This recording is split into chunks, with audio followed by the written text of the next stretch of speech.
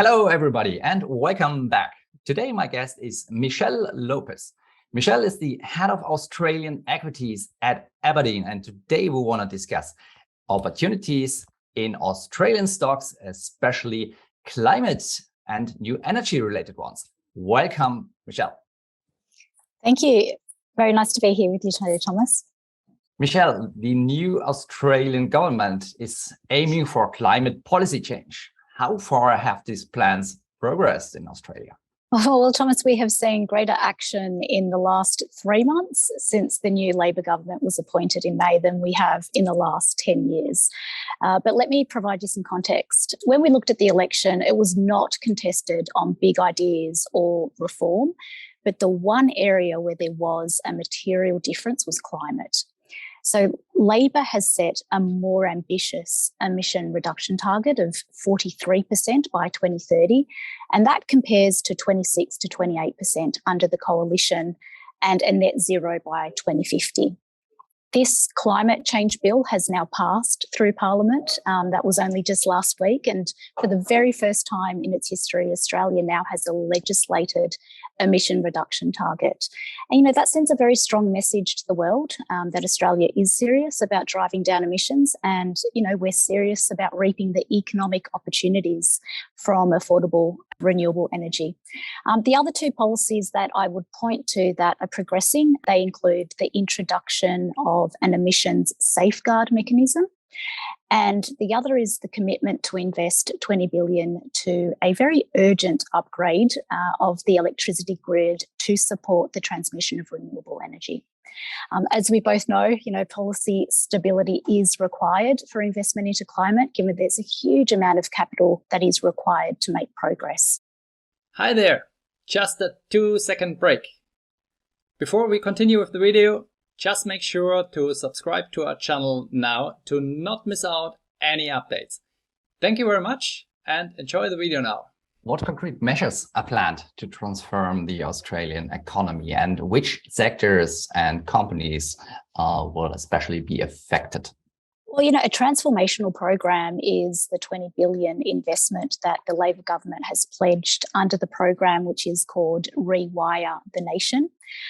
So Australia should be a renewable energy superpower, but our electricity transmission system is desperately outdated, unfortunately.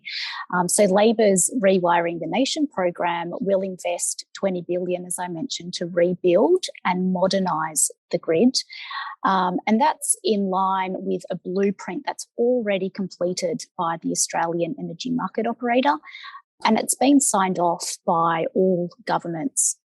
So modernising the grid will revitalise, traditional industries like steel and aluminium, but also allow for growth in new sectors like hydrogen and battery production. Now, it's reported that this program alone will give our economy a boost of up to $40 billion and create thousands of new jobs, and particularly in our regional areas. As you know, Australia is a very vast country, and those regional areas are in urgent need of employment.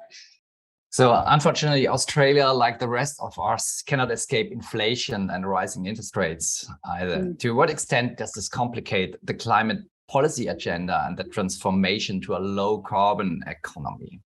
Well, you're right. And we definitely need to acknowledge that the greatest near-term priority for governments is to manage the increasing cost of living, which is, across most developed countries at the moment.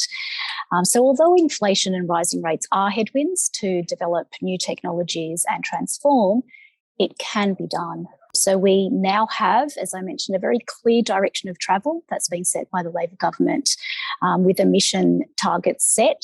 And we are absolutely pushing forward on this.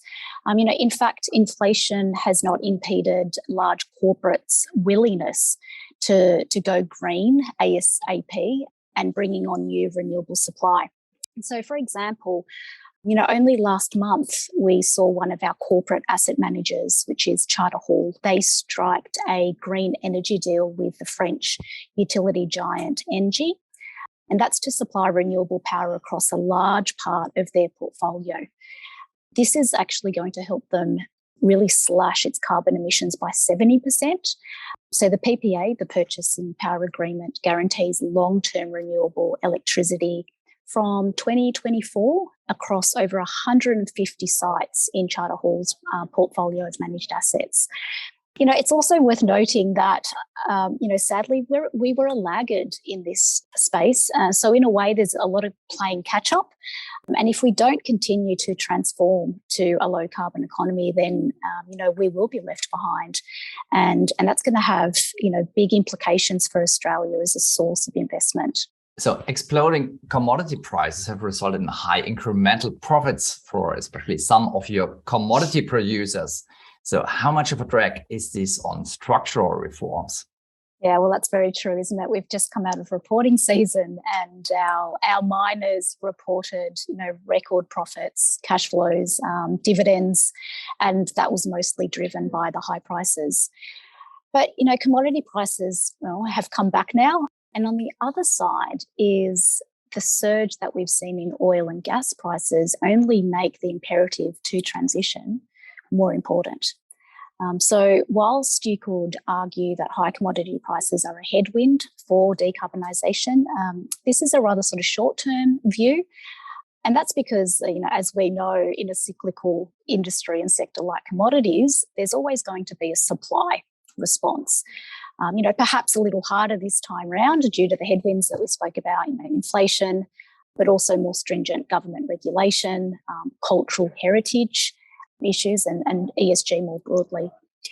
And in fact, I would argue that it is commodity supply, not prices, that is really going to drag on structural reforms, especially for those commodities that are central to the low energy transition, so supply from those commodities.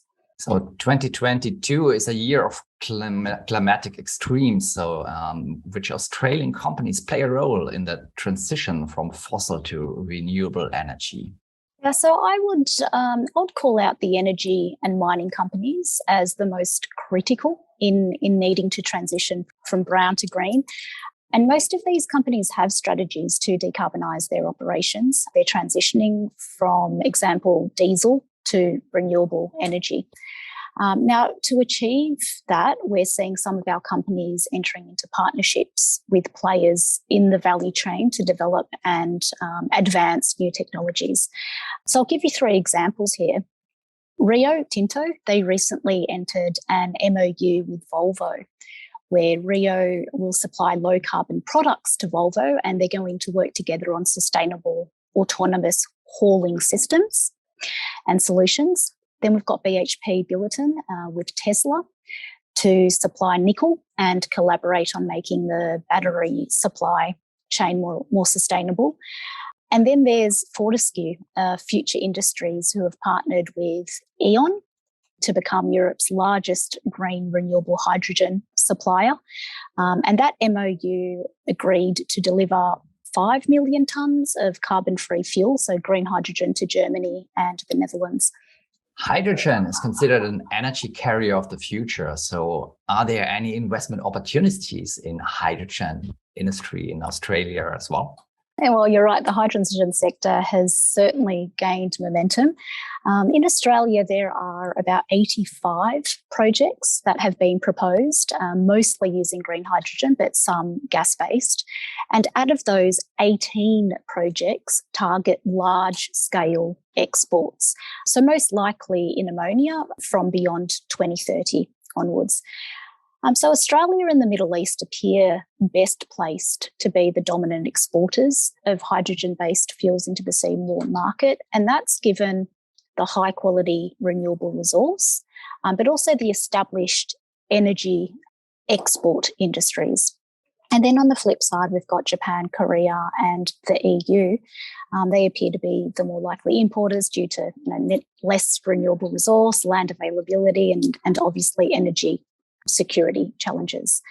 So from an opportunities perspective, the companies involved range from, startups and technologists who are developing proprietary processes to produce hydrogen, all the way through to the very large resource and energy companies that are looking to meet decarbonisation mandates and seek to produce low carbon energy as a new business line. So at that end, when we consider large cap energy investing, we've seen about US $10 billion in decarbonisation and positioning for exports. So the large LNG exporters here being Woodside and Santos, they've got the expertise and the customer base that lend well to hydrogen exports. And then we've got the fuel operators, so Ampol and Viva Energy have been, they've got the strong distribution of B2B relationships that leverage hydrogen refueling. And then obviously Fortescue, Future Industries, which we touched on. And then at the other end, the small cap pure plays, they tend to have more binary technology risks.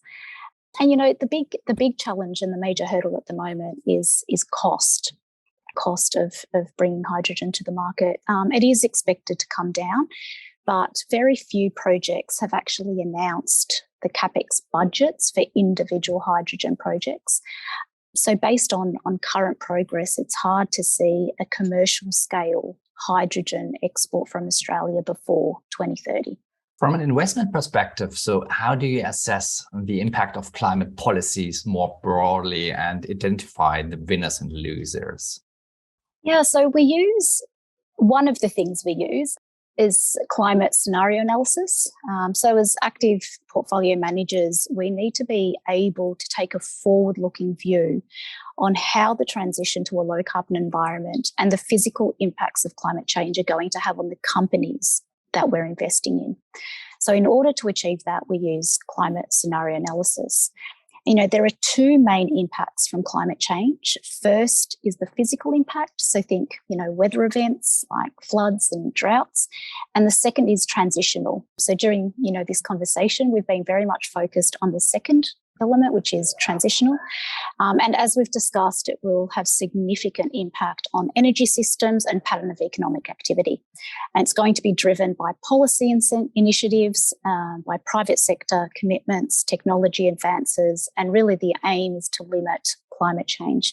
So our proprietary climate scenario analysis tool makes forward-looking assessments of financial impact on climate risks and opportunities at the stock level. And it's really important to have plausible assumptions around these big macro challenges that we're seeing.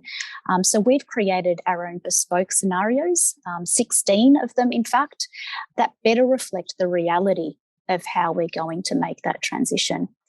So we translate them into economic shocks, such as the carbon tax, and this generates either an impairment or an uplift in valuation at an individual stock.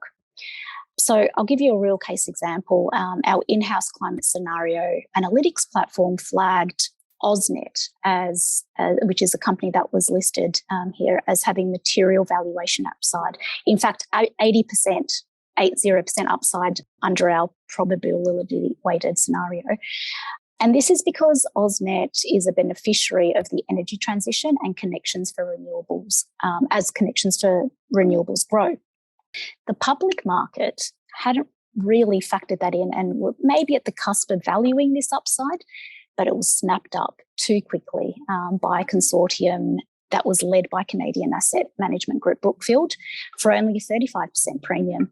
So whilst it looked like it was a good price on the public market, we knew there was potentially 80% upside. So we think they picked it up for quite cheaply. So, by taking that forward-looking view of climate risk, we are building much more resilient portfolios for our investors. So this was Michelle Lopez, Head of Australian Equities at Abrdn, on climate policy change in Australia and the effects on the Australian economy and stock markets. Thank you very much, Michelle, for being with us today and sharing your insights.